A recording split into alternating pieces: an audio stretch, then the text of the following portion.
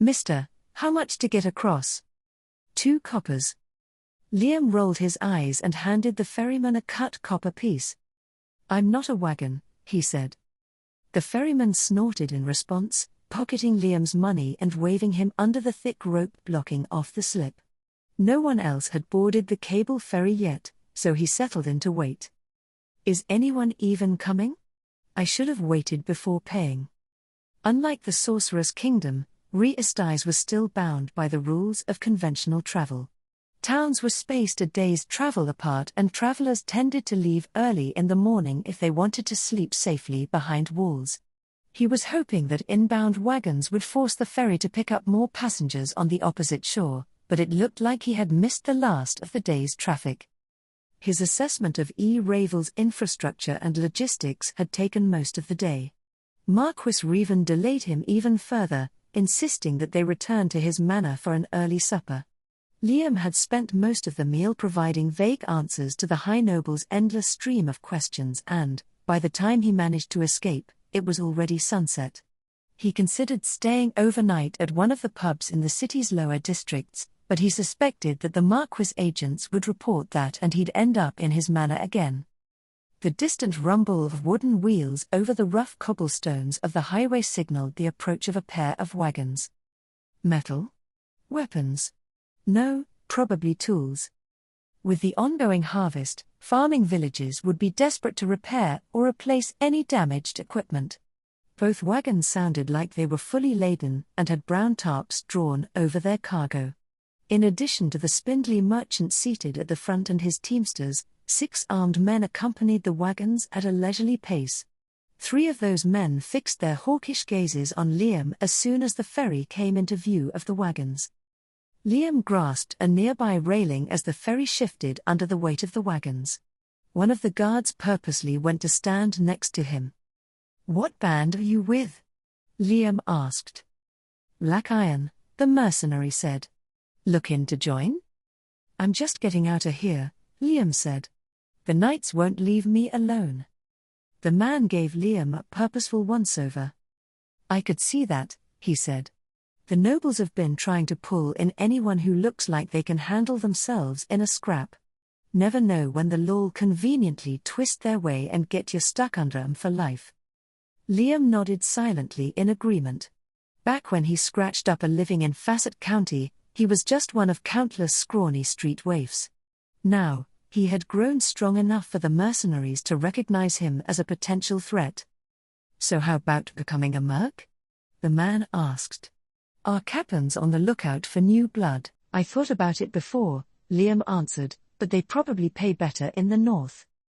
"Ain't worth it, if you ask me," the mercenary hocked a glob of spittle overboard. "The extra coin might sound nice, but you'll be thinking differently when you see what you're up against. Anyone hiring mercs out there has powerful enemies. Or they're taking a big gamble. Losses are high for that type of work." "Is that why Black Iron is based here?" "Well, sorta. You see, our captain's got a good head on his shoulders and he says that a storm's comin'. Price of food's through the roof and the whole kingdom's fallen apart at the seams. The Raven marks the stablest place and the people here'll be paying us long after everywhere else is gone to shit." "If things are that bad," Liam said, "maybe I should just take a ship to Argland. Assuming you survive the walk to Re-Uruval." Liam merely shrugged in response. Seeing that his recruitment attempt had failed, the mercenary stopped paying any attention to him. Once the wagons were secured to the ferry, the ship's crew worked the ropes and used a set of long poles to move them to the opposite shore. "It's rare to see a youth from the city out this late," a voice said from behind him. He turned to find the spindly merchant looking down at him from the lead wagon. "I'm leaving the city," Liam said. "Under the cover of night? My, how mysterious. I don't suppose you've traveled much." I've been outside of the walls," Liam said defensively. "I was helping out at an orchard just a few months ago." He wasn't lying. He was leaving the city and he did help out around an orchard a few months ago in the Holy Kingdom. Certain types of people had a nose for lies, so it was always best to tell the truth or at least wrap one's words in a cloak of bluster. Of course, If one was in a place where everyone lied, harmless stuff didn't matter. Then you should know that decent people don't travel at night, the merchant said. Ravel might be the safest territory in the kingdom, but everyone still makes their trips during the day. What about you? Liam countered, you are out here now. Perhaps I'm not a decent person, the merchant smiled slightly, then held up his hands at Liam's frown. I jest. We'll be camping on the far shore tonight to beat the morning rush. One can get stuck waiting in line for the ferry for hours, so those with adequate protection avoid the wait entirely. Oh. It seemed like a smart move. Now that they were closer to the opposite shore, he realized that this merchant wasn't the only one doing it. He spotted dozens of campfires hidden in the trees above the riverbank. Shouldn't this be someone's land? Liam asked. It's part of Lord Reven's domain, the merchant answered. The Marquis allows us to camp in the copses along the river for free so long as we don't poach anything, not that we dare to. His foresters are very good at keeping track of that sort of thing. In other words, the woods were crawling with rangers. They were a rogue's worst enemy in the outdoors, so he was even less inclined to stick around. I want to go as far as I can today, Liam said, so I'll probably stop in a village or two. Is there anything I should know about the road ahead? That depends on how far you're going, the merchant said. To the Azalisian marches. Bloomrush's land?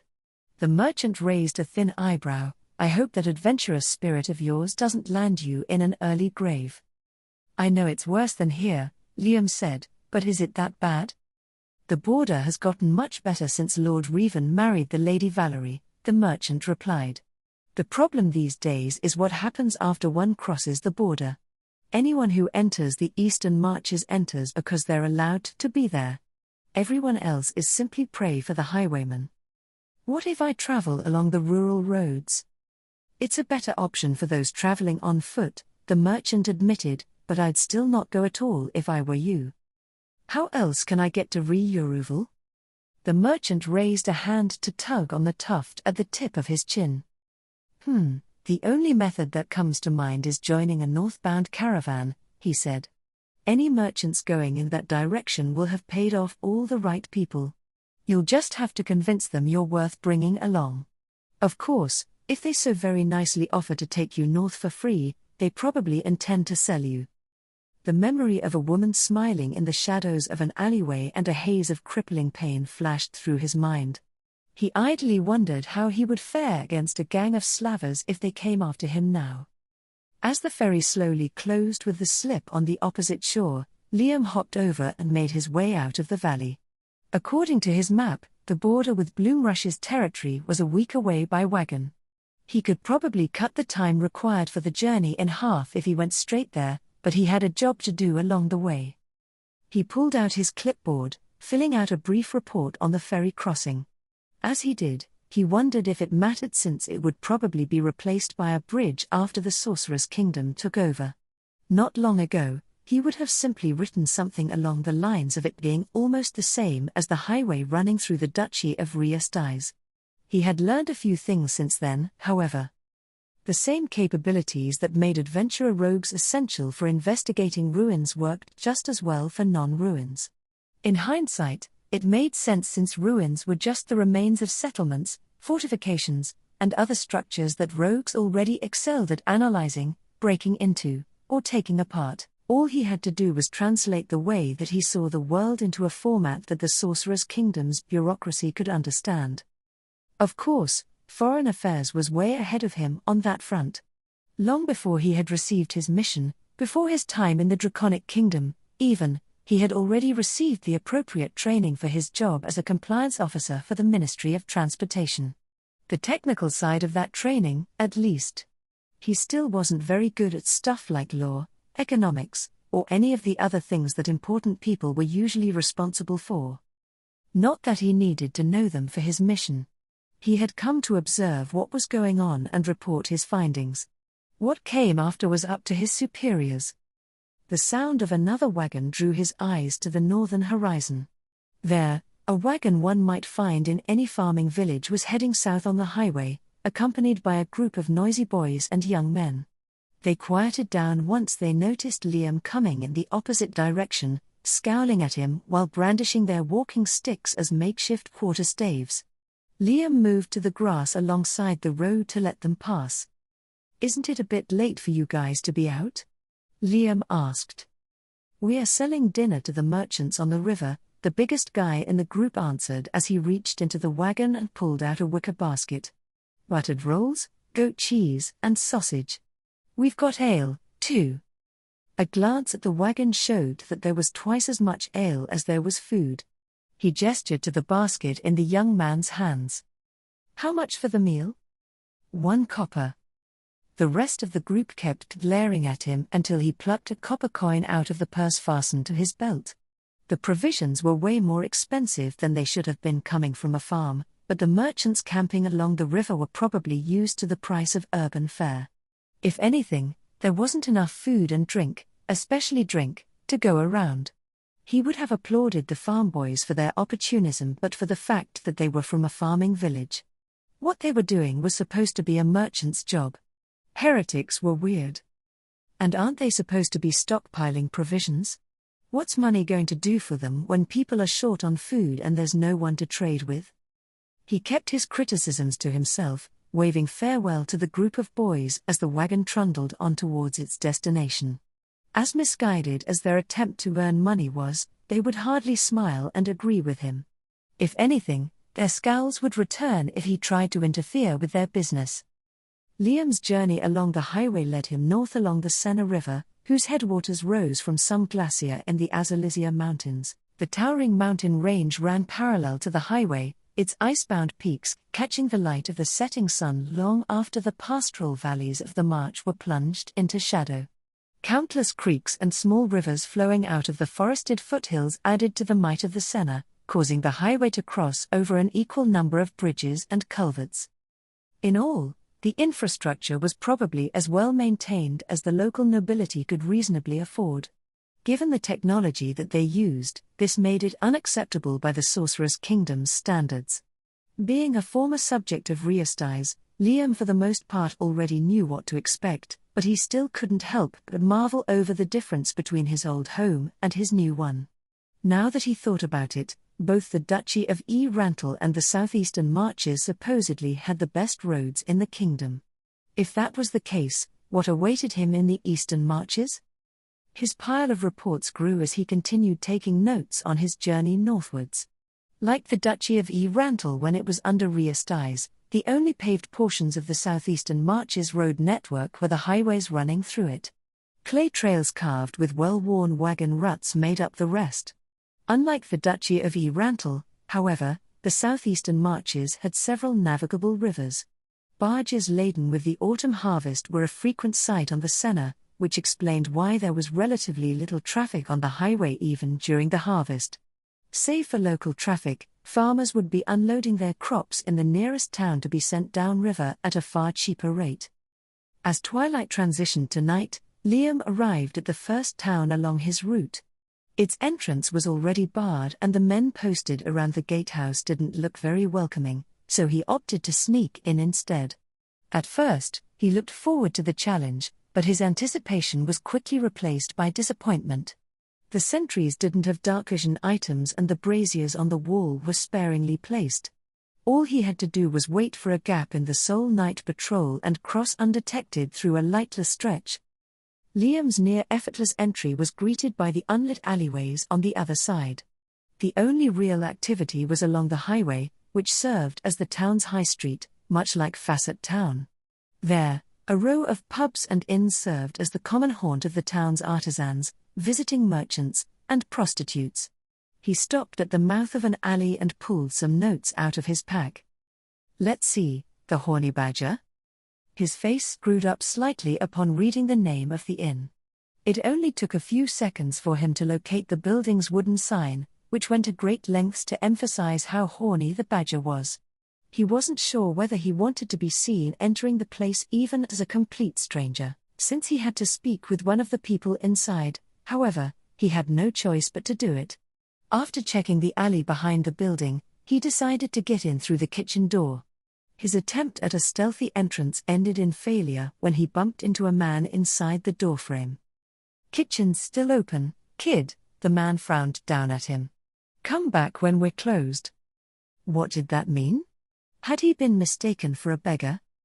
"I'm a customer," Liam said. The man's frown lengthened. "Customers come in through the front. Paying customers." Liam patted the purse on his belt. "I have money," he said. "I just didn't want, it's embarrassing." His voice ended in an incoherent mumble. The man snorted at Liam's expression and waved him in. A blonde-haired girl around his age appeared a few moments later to escort him out of the kitchen. She flashed him a brilliant smile as he seated himself in the tavern, but Liam's only response was a stone-faced look. He could imagine the frown on her face as she flounced away. "At least ask what I'm having." "What will it be?"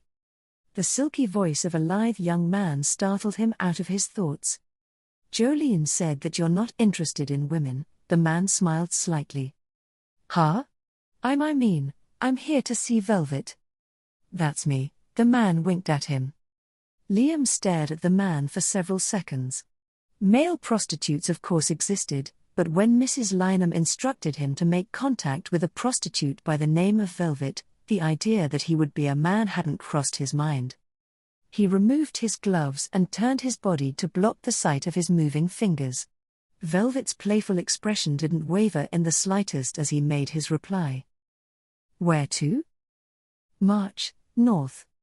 Ijania's sign language was made to be functional wherever they operated, so things like specific names for places and people didn't usually exist.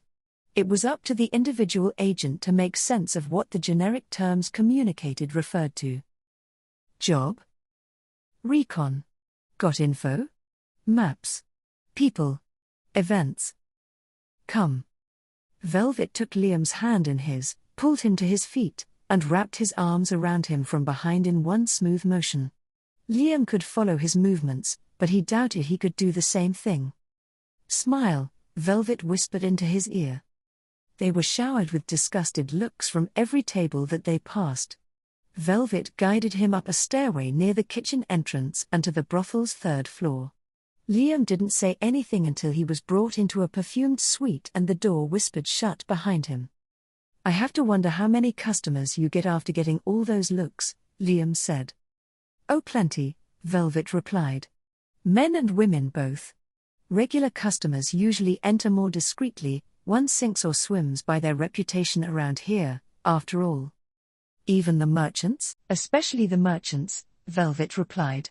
"Nobles will use any excuse to ruin a merchant, and mere rumors of one's proclivities can be costly for sales." "Why does it matter?" Velvet opened one of the drawers of his dressing room table and produced a polished black crystal. An unnatural stillness fell over them, a telltale sign of a silence effect. "I'm not sure that it actually does," Velvet replied. "What matters is what one believes will happen if certain associations are made. Once the trap is triggered, its mechanisms move of their own accord." "That sounds like something Mrs. Lynham would say," Liam said. "The old crab is still around, eh?" "You're not wrong. I spent about 2 years in Facet County with her training for my post in Riestize." "Is that what she was doing there?" "Among other things. She's largely responsible for setting up the sleeper agent network in both Riestize and Baharuth, you know." "Just how old is she?" "Who knows?" Velvet shrugged. "I do know that she was one of the founder's original followers and was doing jobs back when the clan was first established. Since elves supposedly don't leave their homes until they're considered adults, that should make her at least 2 centuries older than the demon gods." "If she's that important," Liam said, "then why would she stay in Facet County?" "That's one question I never dared to ask. I just figured it came down to being an elf. They may look human enough, but there's a vast difference in thinking between someone who lives for less than a century and someone who can live for 10. He would have to ask her at some point. Then again, Velvet probably had the right idea in not asking. "There have been a bunch of changes," Liam said as he emptied the contents of his pack onto the suite's central table. "Big changes. These 3 scrolls are for you. Velvet came over and plucked the closest scroll off of the table. He broke the black wax seal and unfurled the pure white parchment, frowning as his eyes scanned its contents. "I think big is an understatement," he said. "I know that the Baharuth Empire has been trying to get its hooks into the clan for the longest time, but I never thought I'd see the day when we ended up under a country." "The boss said it isn't a bad thing," Liam said. "She even said that this is in line with the founder's wishes." "Did she, now?" Ijarnia had a weird history as far as shady organizations went. Like many members of the 13 Heroes, Ijarnia was a powerful individual whose home had been destroyed by the demon gods. Little was known about her fate after the demon god king was defeated, aside from the fact that she had gone on to establish the infamous clan that inherited her legacy. It didn't make much sense to Liam or his sister that a famous hero who had helped save the world would then turn around and raise a group of killers for hire. When they finally had the opportunity to ask Tyra about it, her response was sometimes, "A guy just needs a good stabbing." The country that Ijarnia was from wasn't exactly a great place even before the demon gods came and wrecked it. It was worse than Riesti's, if that was possible, and was filled to the brim with people who needed a good stabbing. While most of the survivors of the demon gods went about trying to piece together what remained of their shattered civilizations, Ijarnia wasn't very hopeful about the results. Rebuilding the past also meant bringing back all of its problems. Thus, Ijarnia put all of her energy into creating an organization that would stab the people who needed to be stabbed. They were more than the lowly assassins whose skills went to the highest bidder. They were ninja, those who worked in the shadows to support a greater order, doing all of the necessary things that those who walked in the light could not. Despite her good intentions and apparent foresight, Ijarnia still underestimated the depths to which people would go to serve their own interests. Over the next 2 centuries, the region turned into little more than a mess of infighting, and all the clan could do was guess which job offers would lead to beneficial results. Ijarnia had become a sword without a master, considered little more than disposable saboteurs and contract killers by everybody in the region. "Well," Velvet said, "if the boss says so, that leaves little room for doubt. She's the one who has been worrying the most out of all of us, after all. It looks like we have an interesting future ahead of us. Speaking of which, you don't look like one of our people. Are you a new initiate?" "Yeah," Liam replied. "Well, sort of. I received my training from Ijarnia agents, but we've been doing jobs for all sorts of people." "Is that so? What's the job this time?" I guess the best way to put it is an inspection," Liam said. "Reviewing things in the southeastern marches hasn't been a problem, but pretty much everyone says that Bloomrush's territory will be." Velvet went over to the large bed in the back of the suite, going to his hands and knees to pull a chest out from underneath it. Then he disappeared under the bed. "They are not wrong," he said as some clicking sounds came from the floorboards. "Let's see." A minute later, Velvet emerged from under his bed, bringing a pair of satchels out with him. "The Azalesian marches are probably the worst things get in Riesti's," he said. "A hive of scum and villainy over 100 kilometers across. Fortunately, it's hemmed in by nobles that don't much like how things are done there." "Hemmed in?" Liam frowned, "but I thought it has House Bollope on its western border." "You appear to have concluded that House Bollope is on good terms with the Eight Fingers because they're the leaders of the Successionist faction." "The Successionist faction?" "They are colloquially known as the Noble Faction," Velvet told him. "That's technically not true, however. Both major factions in Riesti's are royalist factions. It's just that one supports Rampossa's extended rule while the other is pushing for him to cede the throne to Crown Prince Barbaro. Anyways, Bollope is a martial house and they rule their territory with an iron fist. Even if they did have connections with the Eight Fingers, they wouldn't allow them to do as they please." "But House Bollope lost most of its armsmen in the Battle of Katza Plains," Liam noted. "They wouldn't be able to stop the Eight Fingers even if they wanted to." "That's the odd part about it," Velvet said. "It should be as you say, but that syndicate's activities have been strangely subdued since the demon emperor Yaldabaoth attacked the capital. I know that House Vayself and its allies announced that they had struck a critical blow against the Eight Fingers around the same time, but countrywide criminal organizations won't suddenly stop doing what they're doing even if that happens. Liam figured he could let someone else update Velvet on that part. He wasn't sure if he could come up with a satisfactory answer himself. Then is there anything I should be wary of? He asked. Everything? Velvet shrugged. The place is rotten to the core. Never mind the criminals, aristocrats and commoners alike have long adapted to life there. Everyone's been painted the same color by the bucket of pitch they've been dumped into. They can't all be that bad, Liam said. That's probably true, Velvet admitted. But I wouldn't place my bets on anyone you meet there if I were you. You sure that's him? I don't know. The description they gave us is worth jack shit. A blonde-haired youth who would already be considered an adult in Ria's eyes. That was pretty much 1 in 10 people. Maybe a bit less since a bunch of them had died at the Battle of Katsa Plains. We need to find him quick. If he reaches the checkpoint without us. I know. Just shut up and keep an eye out. There must be something that sets him apart. You Olin? Olin's back straightened as a low voice came from behind them. He looked over his shoulder to find a blonde-haired youth who would already be considered an adult in Ria's eyes.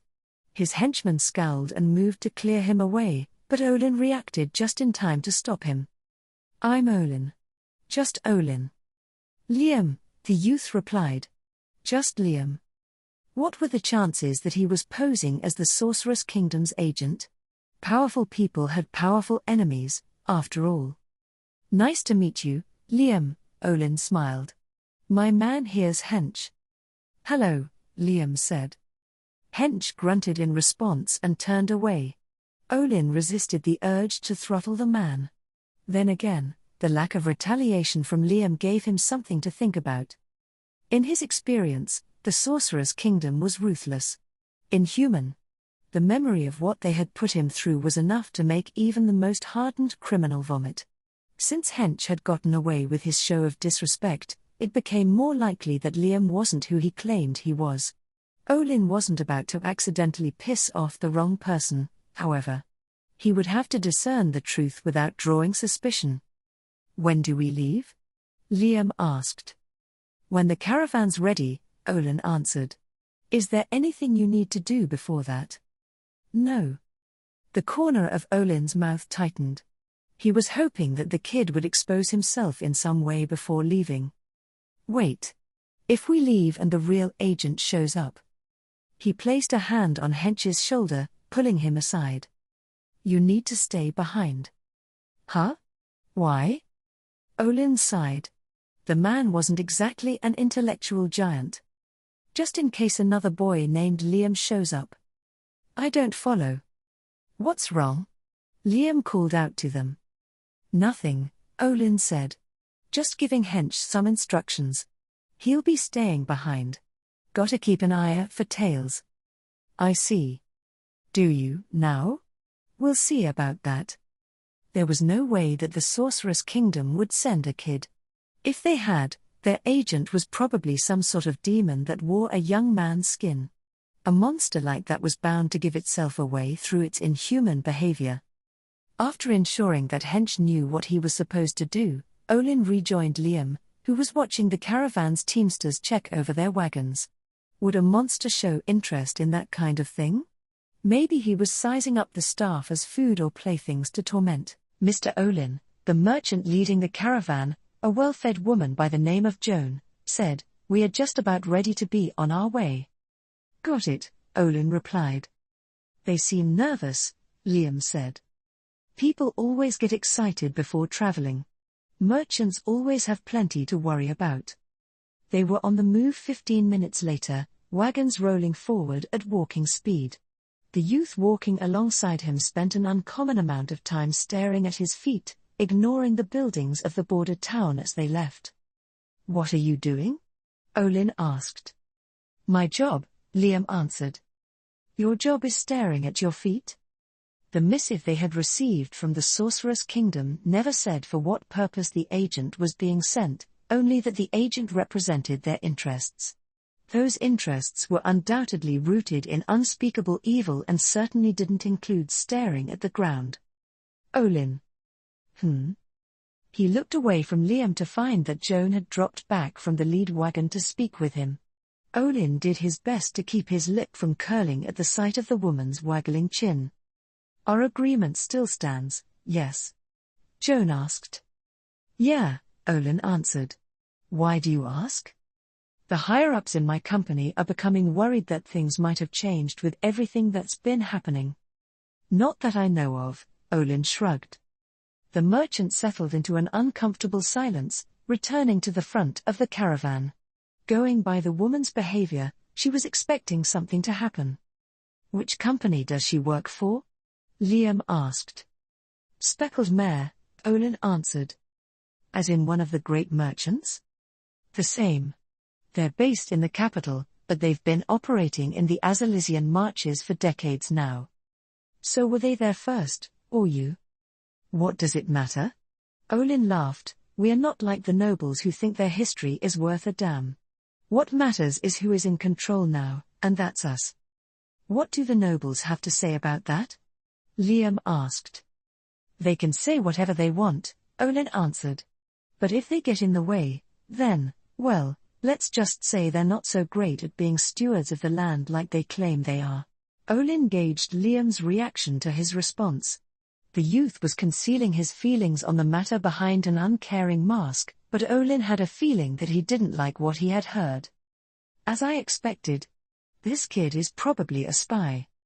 There weren't many powers in the region that might be able to challenge the Sorceress Kingdom. In the northwest, there was the Argland Confederation, but it was a country that stayed mostly aloof when it came to regional events.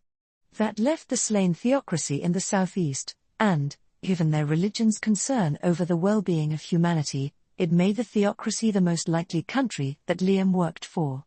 Given Liam's apparent skill, it wouldn't be a surprise if he was a member of the Windflower Scripture. What could he do with that information? Would he be rewarded by Lady Albedo for exposing a theocracy spy? Or would he be punished for potentially exposing the Sorceress Kingdom's activities in Riastais? He rested a hand over his churning stomach as he agonized over his options. If he chose poorly, he would surely be subjected to that pitch-black hell again. I should play it safe for now. Figuring out how this guy found out about the meeting should earn me some favor either way. He continued to observe Liam, who in turn continued to observe the ground and the sides of the highway as they continued northward. Who did he think he was fooling? The little shit was obviously trying to figure out what to do now that he believed that he was in. The wagon beside them shuddered as they crossed the border between the Ravenmark and the Azalisian marches. Olin moved over to walk on the grass to avoid collecting mud on his boots. Their progress slowed significantly as the wagons had no such option. Why is House Bloomrush against paving their parts of the highway? Liam asked. Why would they want to? Olin yawned. It costs money. It's better for logistics, Liam said. Logistics are a merchant problem, Olin shrugged. Another strange question. One that wouldn't have come from the mouth of a monster. The theocracy was rumored to have even better infrastructure than the Empire, so he was probably comparing things to what he was used to seeing. An hour after crossing the border, they came upon a flooded section of road. The caravan stopped and a few of the teamsters went to speak to the peasants who were presumably there to fix the problem. Olin shuffled forward to hear what they had to say. Storm up in the foothills somewhere, one of the peasants said as he gestured toward the ranges in the east. Creeks got too big for the culvert to handle. Why do we even bother paying tolls? Joan sighed. I swear these roads get worse with every passing year. We are here, ain't we? Fixing this shit ain't instant. Olin doubted that the shit could be fixed. It wasn't as if they had a way to decrease the volume of water coming down from the mountains. How deep is this mess? The first peasant leaned forward and made a chopping gesture just below his knee. About that deep. Current's not too bad, so your wagons should be fine coming through. Olin's eyes narrowed slightly at the exchange. He made his way back uphill to where Liam was watching them. Let's stay out of their way, Olin said in a low voice. Thankfully, the youth didn't do anything annoying like insisting they should cross too. Maybe he had already figured out what was going on. Calls for caution rose from the caravan's teamsters as they slowly guided their wagons into the water. About halfway across the water, the horses of the lead wagon neighed in protest as their vehicle struck something with an audible clunk. The curses from the caravaneers came just as loudly as they tried to figure out what the problem was. Joan rose from her seat to speak with her men and got a quarrel in the gut for her efforts. The plump merchant fell into the water with a splash. Her men followed shortly after as a hail of bolts from the bushes along the creek peppered the caravan. The peasants show no sign of alarm at all. One of them used his shovel to smash in the head of a teamster trying to crawl out of the water. Beside Olin, Liam had his dagger out, his attention split between the bushes and the caravan. "Is this your doing, Olin?" he asked in a low voice. "No," Olin answered, "but the signs were clear enough. The ambushers are on our side, of course." "Why did they attack?" "I have no idea. You'll have to ask that guy over there." Olin gestured to a man who looked every bit the bandit that he was. Standing a full head taller than Olin and half again as wide, he looked more ogre than human. Some even joked that he was a half-ogre, though none dared to say so within the range of his hearing. "Olin," the man called out as he walked up to them. "Who's the brat?" "A guest," Olin replied. "Liam, this is Louis. He's a part of the security division around here." "Louis, Liam. What part of that was security?" Liam asked. Louis sent a look in Olin's direction. Olin's gaze went to the caravan, where some of Louis' men had rolled out a cart from the bushes to load corpses into. Others were checking out the caravan's cargo while preparing to drive the wagons off somewhere. "I can't say I'm not curious," Olin said. "What happened between us and Speckled Mare?"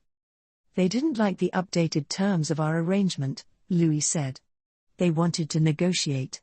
"Well, we're negotiating." "By killing their staff?" Liam frowned. "Gotta show them that we're serious," Louis told him. "Merchants love acting as if nothing they do affects them, like everything's just a transaction by a neutral party. They need to understand that there's a price to pay when you fuck around with people.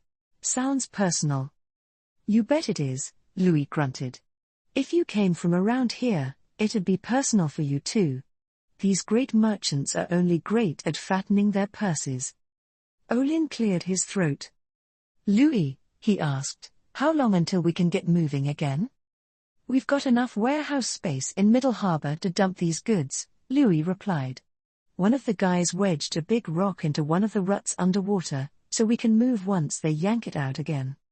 "What will happen to the bodies?" Liam asked. Louis gave the youth a strange look. The exchange further proved that Liam wasn't who he claimed he was. No monster would show concern over the death of humans, and an agent from the Sorceress Kingdom would know that the corpses would be delivered to that kingdom of darkness. There, the souls of the slain would be enslaved forever as undead abominations. Sometime after the caravan completed its crossing, while Liam became preoccupied with staring at the ground again, Olin dropped back to the rear of the procession to speak with Louis. "That kid ain't legit," Olin said in a low voice. "Not legit?" Louis frowned, as in. "He's not who he claims he is. I'm pretty sure he's Windflower." "Want us to get rid of him?" Olin shook his head. "Not yet. He's been going along with whatever we've been doing, trying to figure us out. The Windflower's already all over the place, so us acting out of sorts will clue them in on what we're up to."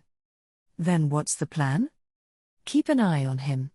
Make sure he doesn't step out of line when I'm not looking. Actually, no. Once you get these wagons to town, get ahead of us and deal with the Windflower agents in the area."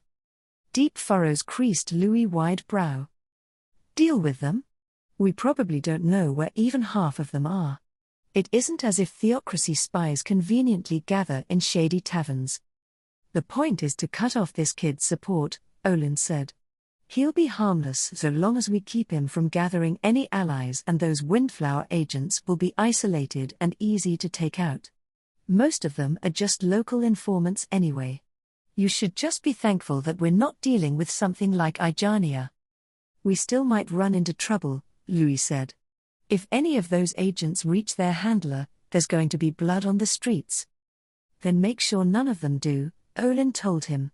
Get rid of the handlers first, if necessary. Call in as many men as you need. The slain theocracy's Windflower scripture was primarily an organization that passively gathered intelligence, and the way it operated wasn't exactly a secret to anyone who worked in a less than reputable profession.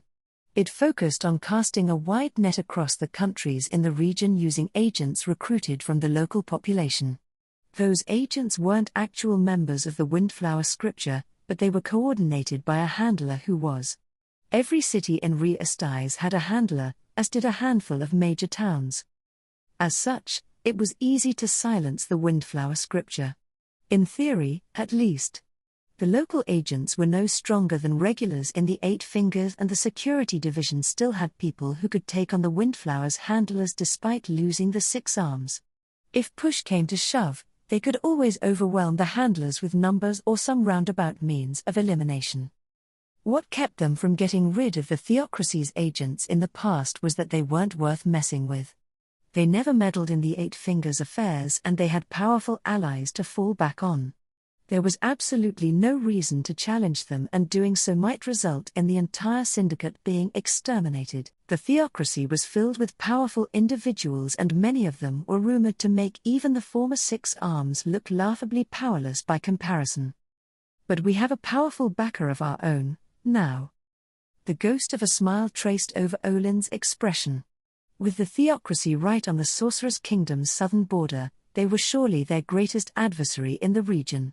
If he could orchestrate the collapse of the theocracy's information network in Re-Estize, he would prove his usefulness to the Sorceress Kingdom and secure a place in the new order that he would help usher in. He just had to play his hand right. The Sorceress Kingdom had plans for Re-Estize. The problem was that he only knew a few bits and pieces of those plans. Not long after the annexation of Rantel, about a year and a half ago, the demon named Albedo made an official visit to Re-Estize's capital as the Prime Minister of the Sorceress Kingdom. Unofficially, she had attended a number of private functions to issue instructions to the Eight Fingers and their collaborators. It didn't take long for Olin to get a read on Lady Albedo's personality. The demon was so arrogant and assured of her superiority over everyone that she didn't even bother hiding it. Simply put, she was a power-monger. Like any power-monger, she desired as much direct control as possible. Authority, influence, and wealth were doled out in a miserly fashion, ensuring that her minions remained permanently bound to and dependent on her. When it came to their operations, she doled out tasks in such a way that no single person under her could understand the big picture. Lady Albedo's reliance on the Eight Fingers in Re-Estize made it easy for Olin to gather many pieces of the puzzle. However, every division of the syndicate had been ordered to cease the expansion of its criminal activities. Instead, they were to consolidate their assets and invest in legitimate ventures. They did everything from securing grain contracts and building mills to purchasing mines and warehouses. Additionally, this shift in operations was facilitated by a faction of foolish scions whose blind hunger for political influence allowed the Eight Fingers to grow at an unprecedented rate. He was confused as to why their new activities only seemed to deal in basic commodities until he found out that they were also sneaking undead into Re-Estize. While a few of them were powerful horrors meant to fill in for the now-defunct Six Arms, most served as menial labor. Slowly, but surely, an undead infestation grew out of the notice of the kingdom at large, replacing its people with slaves that never grew tired and only hungered for the souls of the living. For Olin's part, he didn't care about the fate of Re-Estize. All that mattered was that he ended up as close to the top as he could manage. Being made the overseer of a former duchy on the coast would be ideal. To do so, he would have to distinguish himself from the other syndicate leaders who surely shared similar ambitions. He rejoined Liam after sorting out what he needed to do next. The youth hadn't missed him at all, Nevermind suspected that anything was amiss. When they arrived at the next town, the aforementioned Middle Harbour, Olin set his plans into motion. That inn over there is where we'll be staying. He pointed at the largest establishment along the town's high street after they passed through the gate. The Crooked Axle. Do you need any special arrangements? I'm good, Liam said. I won't have any problems if I take a look around town, right? None at all, Olin smiled. Feel free to do whatever you need to. Olin rushed over to the town's waterfront after parting ways with the Theocracy spy, finding Louis and his men unloading the wagons into a half-empty warehouse. He's on the move, Olin said. You find the Windflower agents yet? We just got here, Louis replied. Unless I've gone crazy, you entered the southern gate right along with us 5 minutes ago. That is more important than this. Olin hissed, the cargo isn't going anywhere, our mark is acting now. Maybe the man was part ogre, after all. Bloomrush's territory was filled with incompetence. He would need to fix that at some point. The last thing he needed was someone making him look bad in the eyes of Lady Albedo. Make sure you get messengers ahead of us, Olin told Louis. I want things taken care of before this guy gets anywhere. The big man turned and left with a nod and a grunt. Provided Liam didn't suddenly decide to steal off into the night, that would be the last of Olin's woes for the time being. Now, where did that brat go? He returned to the town's high street, finding the spy not very far from where he had left him. To Olin's astonishment, Liam was chatting with a priestess in front of the tiny chapel that served as the temple of the Six for the area's few followers. How much more obvious can you get? A spy from the Theocracy openly frequenting an affiliated temple. He may as well have held up a sign over his head declaring who he was. Olin waited in the shadows until Liam left the temple, falling into step beside him several buildings up the street. Enjoying yourself? Olin asked. I'm working, Liam answered. I'm sure you are. Well, I should show you to your room before you get too into it, Olin said. All right. If he could tie the boy up for an hour or so, it would be more than enough time for Louis to take care of all the loose ends in the town. After walking past a row of refineries, they arrived at the entrance of the Crooked Axle. Olin grinned despite himself as he came in from the cool autumn evening, feeling the smoky warmth of the inn's tavern seep into his bones. The aroma of ale and hearty meals washed over them as a smiling barmaid came over to receive them. What's for supper? Olin asked. Baked trout and lentil stew with rye bread and steamed fiddleheads, the barmaid answered. There anyone else on the way? It's just the two of us for now, Olin replied. We'll take our seats in the back. The barmaid's smile wavered for a heartbeat before she turned and led them to a section of the tavern divided from the rest. Several men looked up from their seats as they entered, their gazes on Liam as he followed Olin to a long table near a well-stocked fireplace along the far wall. The barmaid's smile had fallen off entirely by the time they seated themselves. Dinner sounds good, Olin said. How about it, Liam? We should eat up while it's hot. Sure. Ale for me and the boys, as well, Olin added. Once the barmaid disappeared into the kitchen, the men scattered across the seats nearby converged on their table. Olin, one of them nodded. Long time no see. I'd never come back if I made it big in the capital, another added. I'm accompanying an important guest, Olin replied, then gestured to the spy. This here's Liam.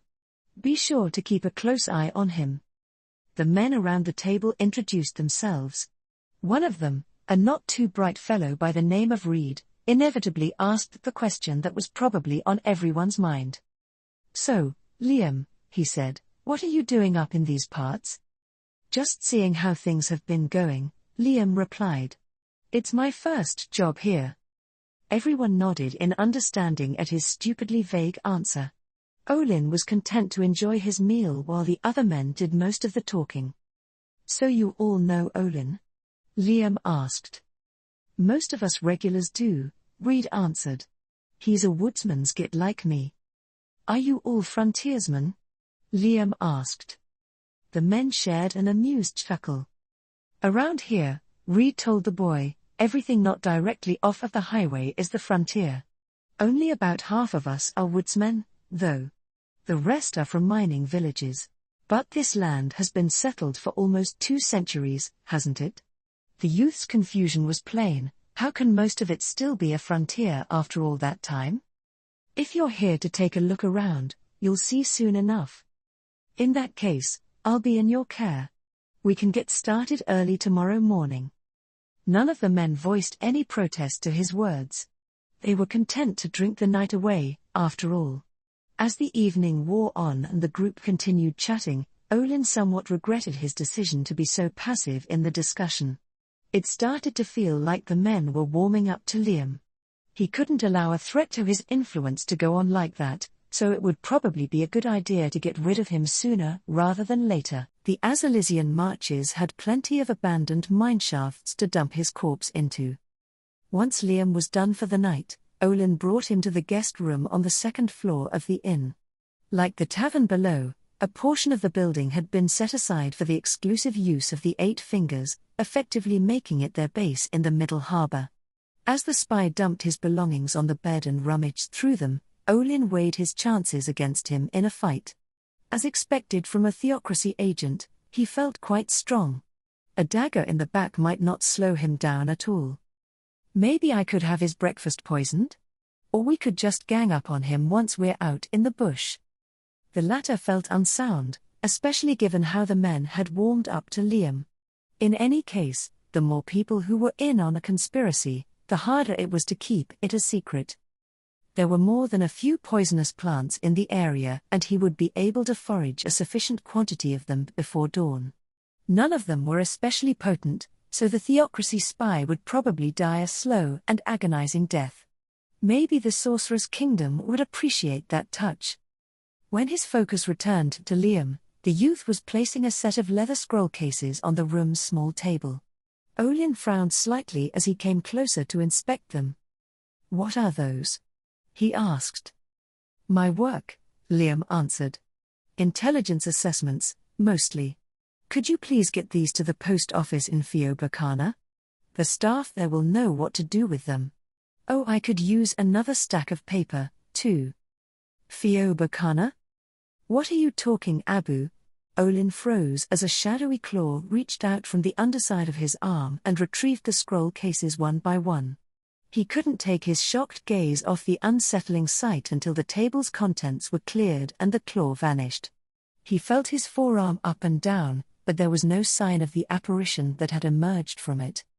What the hell was that?" he barely managed in a hoarse voice. "A shadow demon," Liam yawned. "He'll be back before we get going tomorrow. I'll see you in the morning."